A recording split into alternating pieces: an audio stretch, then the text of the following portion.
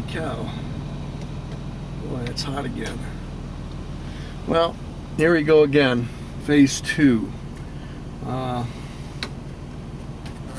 Tightening this nut helped quite a bit for a while, but we're still having the same problem, but this time it's a little bit worse. I can adjust the knob from little notch to notch, and it seems to cool down, but right now it's just running hot. So the first thing we have to do to get this thing out of here is to loosen up all this. Well, these joints are quite tight, and you have to get up in here.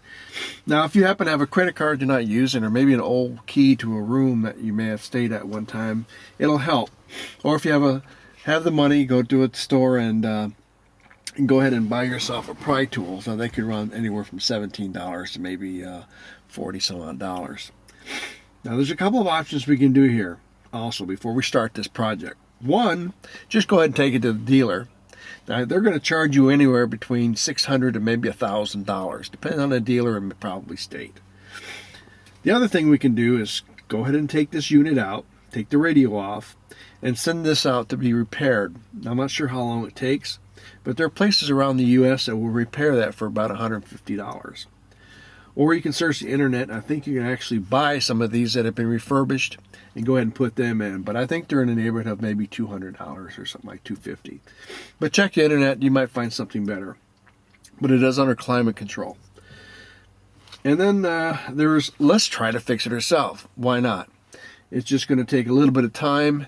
Money-wise, you might have to go out and buy yourself a nice little soldering gun, because you don't want something with a real small tip. And I'll give recommendations a little bit later on this. But first, let's try to get this thing out of here. And I'm going to go ahead and put it back in gear, or turn it back on so I can get my gear out of the way and turn this back off, because I want all this noise. Now, I take my credit card and I'll slide it up, find a place up in here where it slides in. You see that? We're moving here. Sorry about that. Anyway, I'm going to slide it in here and get up underneath all this. And you can see how I lift up a little bit. I turn it, put my fingers under here and grab it and pull up.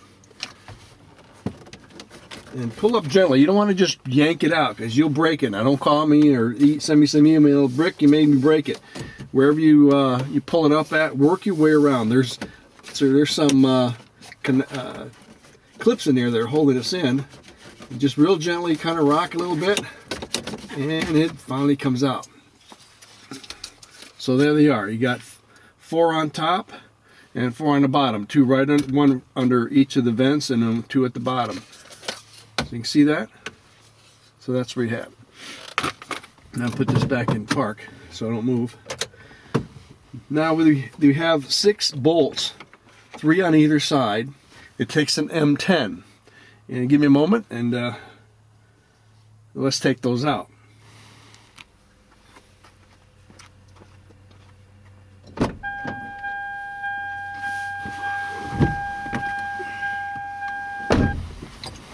Okay, now a lot of this is predicated on your ability to maybe work on this. Now, if you don't feel comfortable doing it yourself, then by all means don't try it.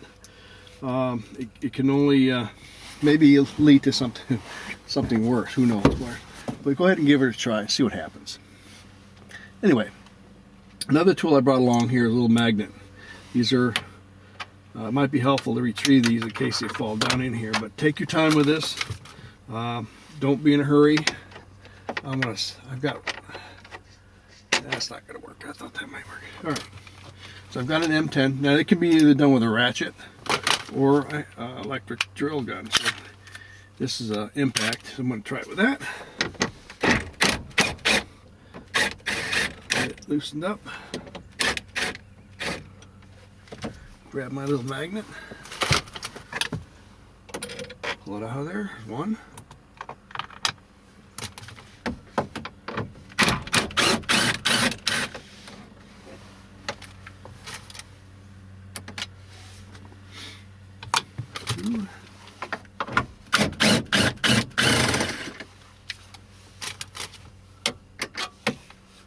So some of you guys get some new tools, isn't that great? That's why I like doing some home projects myself, getting these new tools.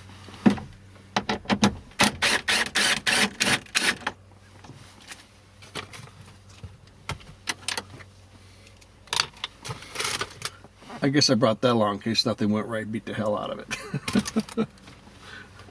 Take out its frustrations. You ever done that? I bet you did the first time this damn thing did that.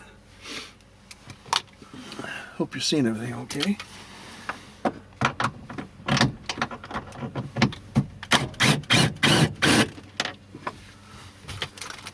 one dropped down a little bit, so there we go. Alright, so that's that for that. Let's pull this out nice and do it slow. Now there's two retainers up here too. They're just basically for guiding.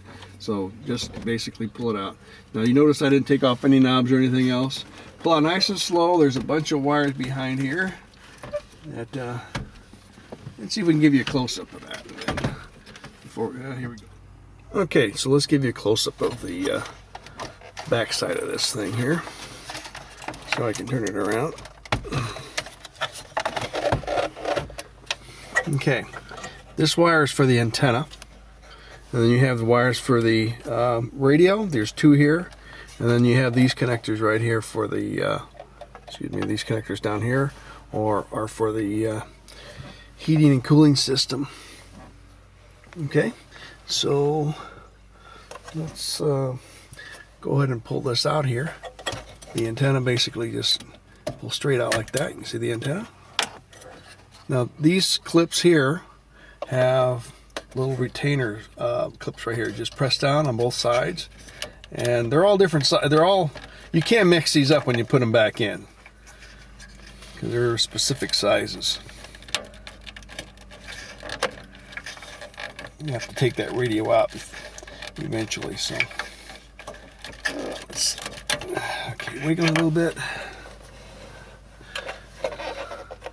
Same thing here.